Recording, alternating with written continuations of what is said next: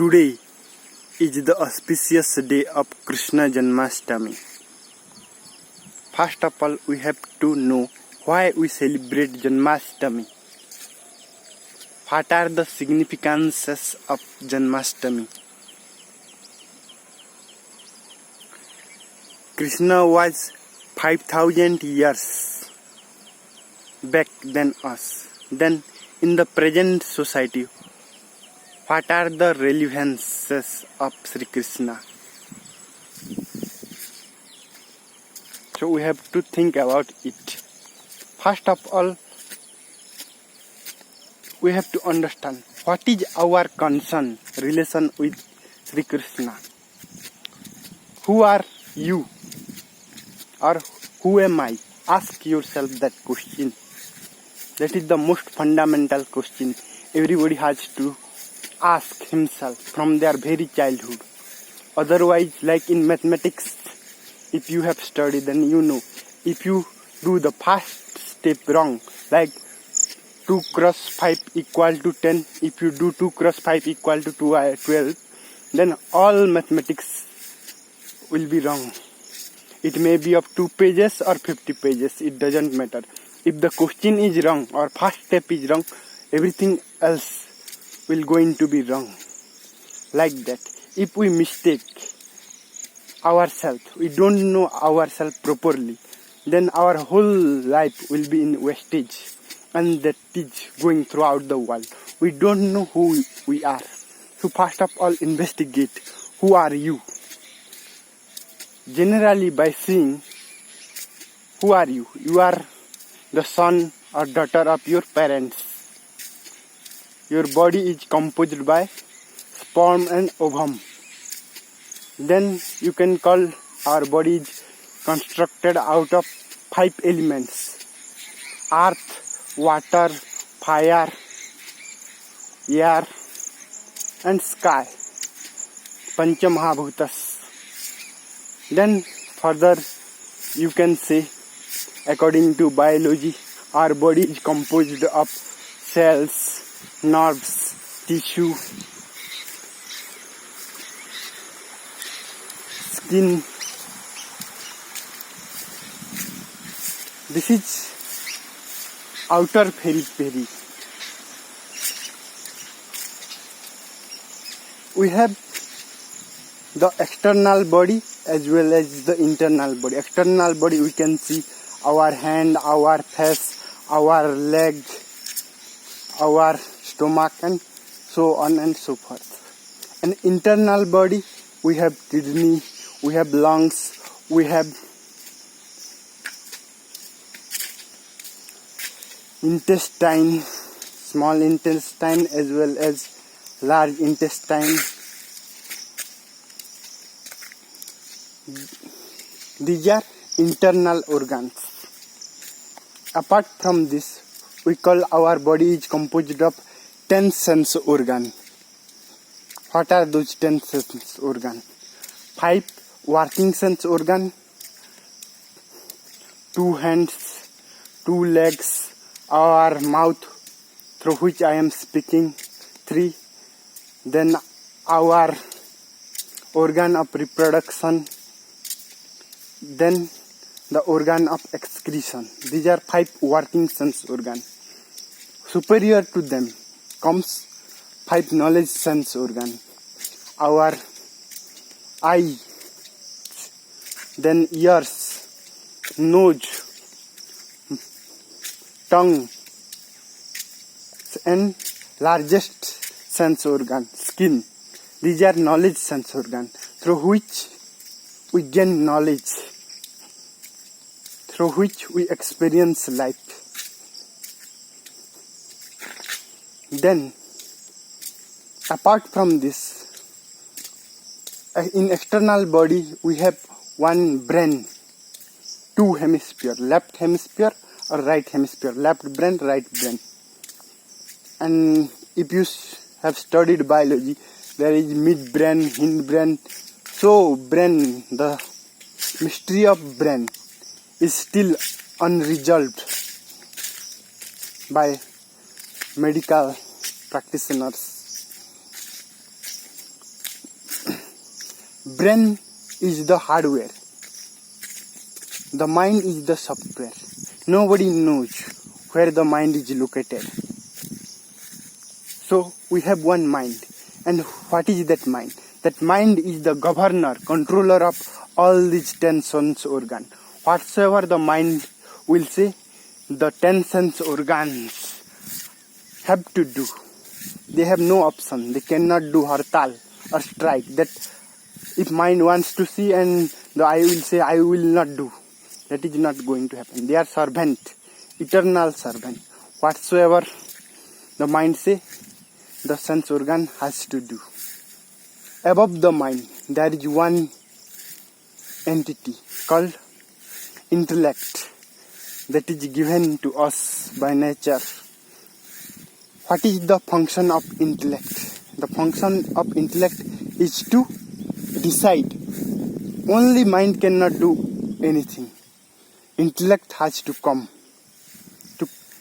to a conclusion. And intellect decides. Mind thinks. Then you take action and the work is done.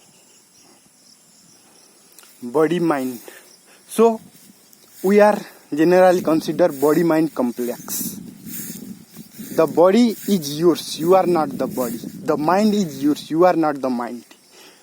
You have studied the grammar. Up means that is separate from you. You is one thing and yours is another thing. You cannot be yours. Like my smartphone means smartphone is different from me. Pay full attention and awaken your intelligence. This is little bit subtle but easy, you can understand. There is no problem in it. So that is what is not mine, is me. So my body, my mind, my intellect, these are all mine. So this is not mine. What is that me or I? That we don't know.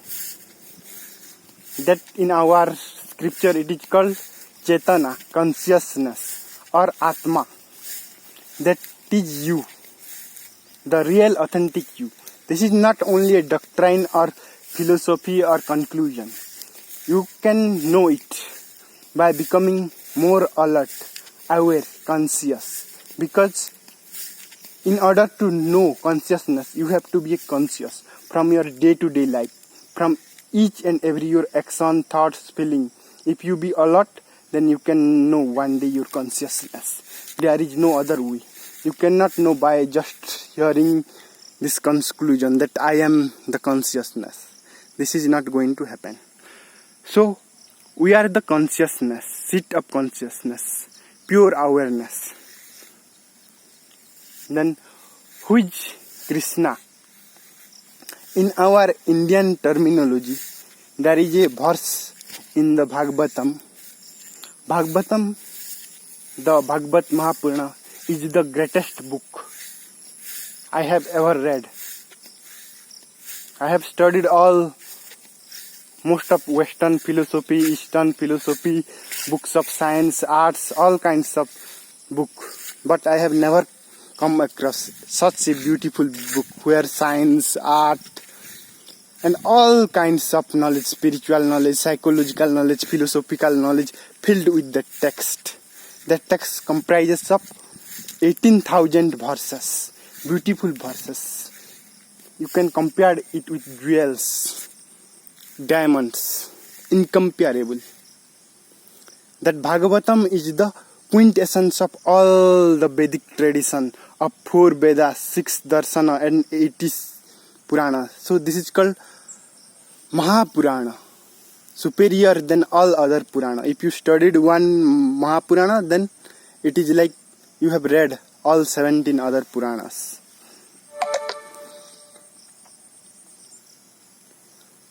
So in Bhagavatam, sage Vyas, the greatest sage, for whom we celebrate Guru Purnima, he has written वदन्ति तत्तत्त्ववित् तत्त्वं यज्ञानम् अव्ययम् ब्रह्मेति परमात्मेति भगवान् इति शब्दति. There are three forms of God. One is Brahma, the other is Paramatma, and the third is Bhagavan. What is Brahma? That which is big and makes other big. That is Brahma. Brihatvat Bringanatvat iti Brahma. Then Paramatma. Who is Paramatma? Krishnam enam avehittam atmanah akhilatmana jogat hitaya sopyatya dehiba bhatimayayam. That Krishna is the soul of all soul. Paramatma. Param means supreme. Atma means soul. The soul of soul is Krishna. That is our relationship with Krishna. I am speaking through the power of consciousness. My words are dead.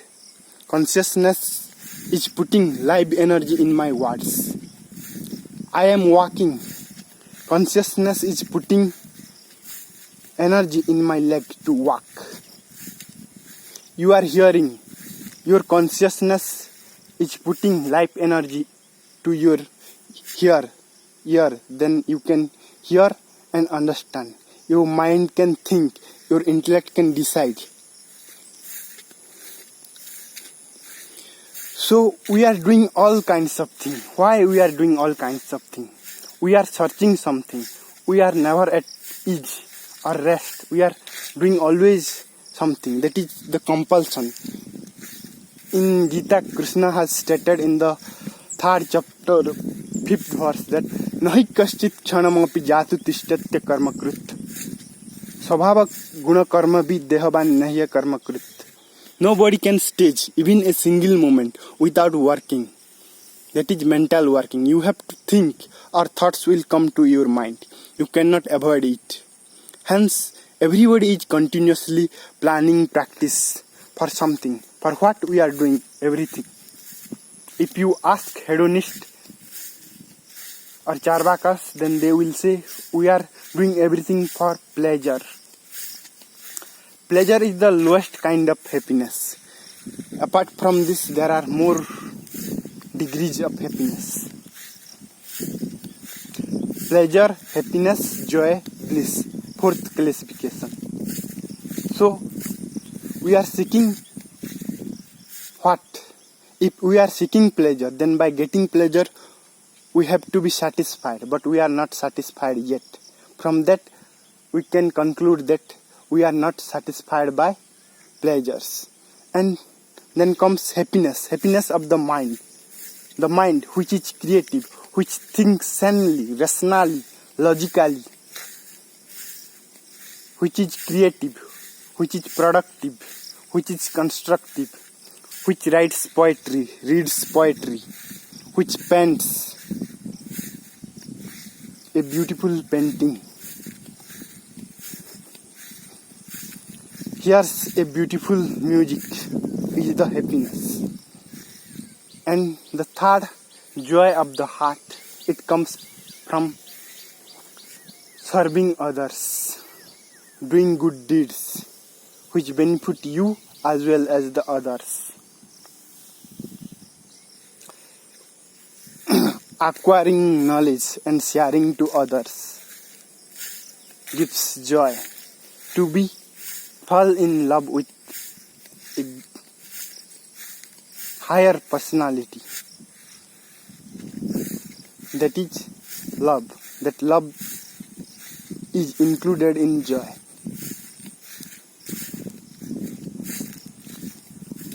Then called bliss. Bliss, there is no opposite of bliss. There is opposite of pleasure, pain. There is opposite of happiness, unhappiness or sadness. There is opposite of joy, sorrow. But there is no opposite of bliss. Bliss is non-dual, one. And through oneness, that bliss comes into our life. So, Valmiki in his Ramayana stated, Loke nahi savidyeta jona rama manubrataha. Means in the world there is nobody who doesn't love my Lord Ram. Then you can say there are so many atheists. I am also an atheist. I don't love Rama. Then you are in a hallucination. If you say, I love my father, but I hate my mother's husband, then you are a fool. That both mean the same. Like that, bliss and Krishna are one thing. I am not saying this. There is enough evidence in all the scriptures, Vedas, Upanishad, Puranas, Shastra, Smritis, everywhere you can find. That is best description can be found in the Taittiriya Upanishad. Rasa Vaisaha Rasadam Hevaya Labdha Nandi Bhavati. That God or Bhagwan is Rasa. Rasa means bliss, juice. And by getting that bliss, only we can be happy or satiated. These small pleasures of food, sex, and going to party, these are not going to be fulfilled you. They can make you happy for a moment, then after that same longing and then same desire will come. And you will suffer. If the desire is fulfilled, then also you will suffer. If the desire is not fulfilled, then you will also suffer. If the desire is fulfilled, it will lead to greed. If the desire is not fulfilled, it will lead to angers. Then what you will do? That is Taittiriya Upanishad 2.7. Dusri Valli ka 7वां श्लोक. Then comes another anecdote between the great Varuna and his son, great sage Bhrigu. Then Bhrigu asked his father, what is Brahma? How can I know Brahma? Because the Upanishads are saying no Brahman, no Brahman. Then Bhrigu, instructed by his father, Tapasa Vijigyansvasya, go and do penas, austerity, meditate and know what is that Brahma or God or Bhagavan or Paramatma. Then Bhrigu goes to the forest and meditated upon that. Then he comes 4 times, but his father rejects his answer, and the 5th and the final answer he gives, Ananda Brahmeti Bijanat. Ananda Daiva Kallimani Bhutani Janti. Anandena Jatani Jivanti. Anandam Prajantam Visam Visanti. No, God as bliss or Bhagavan as bliss. And that Bhagavan or God is Krishna. And he has many names and forms. Rama, Krishna. You can name any name. Allah, Paramatma, Ahurmad, Vaheguru. And as the saints and God are not different, Naradji has written in his Bhakti Sutra, the saints and the God are one. There is no discrimination between them. The saints reside in God and the God reside within the saint.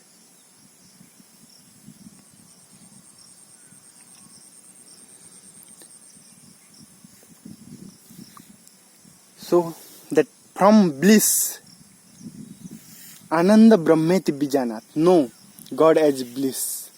Ananda Jaiva Kallimani Bhutani Janti.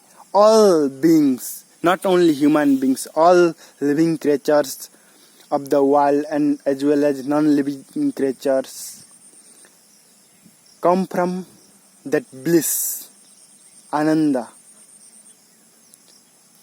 Anandena Jatani Jivanti. We are living in the bliss, the world of trees, grass, birds, animals, everything that is bliss. But we are still miserable.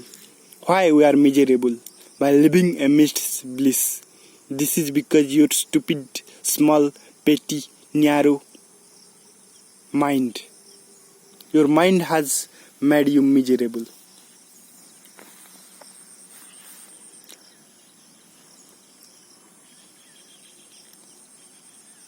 Then anandam parjantam visam visanti. Then again we will merge in the bliss. Still we will not get bliss. So the purpose of Janmastami is to remind us that we are not searching pleasure, happiness, joy. We are searching bliss. What is that bliss? That is beautifully explained in the Brihadaranyaka Upanishad. Jobai bhuma tat sukham. That which is bhuma. Bhuma means unlimited, infinite. Na alpe sukham asti. Bhuma tveva vijñāsatavya. Happiness, real happiness is that which is unlimited, infinite and forever. Brihadaranyaka Upanishad 6, 7, 8.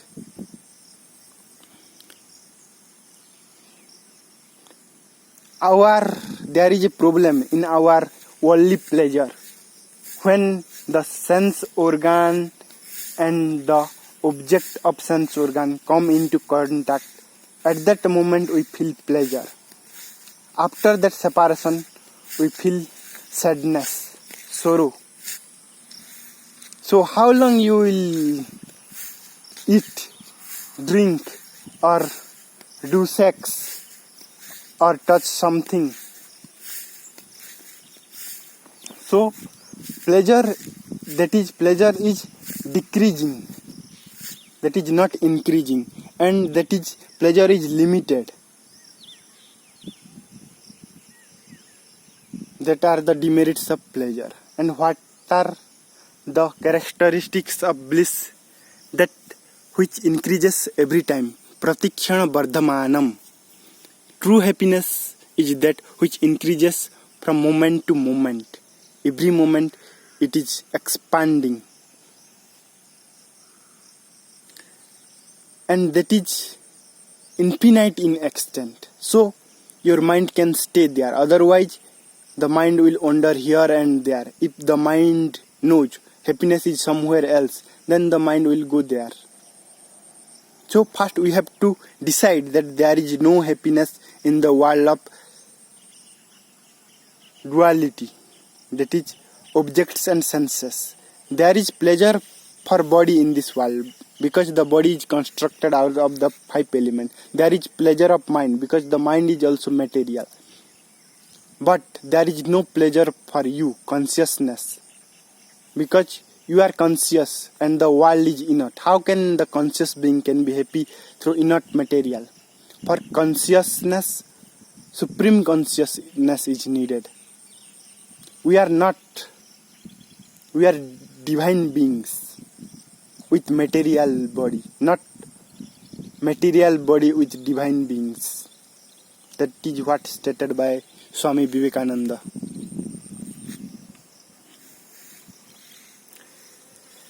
And we can learn many more things from Sri Krishna's life. He is the most beautiful man ever walked in this world. He is man of freedom, man of love, man of beauty. All contradictory qualities meet and merges in him. He is the Supreme Lord. Krishnam Bande Jagat Gurum. He is the teacher of the whole world.